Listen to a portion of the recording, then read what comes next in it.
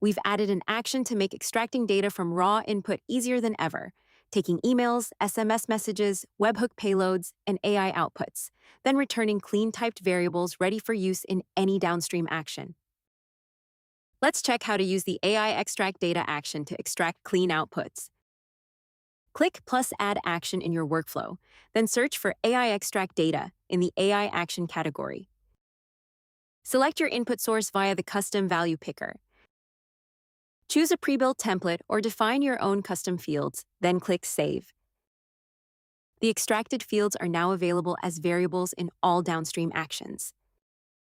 This action helps you clean your data, with space to provide context when needed, and a simple setup with templates that give you downstream-ready outputs for other workflow actions.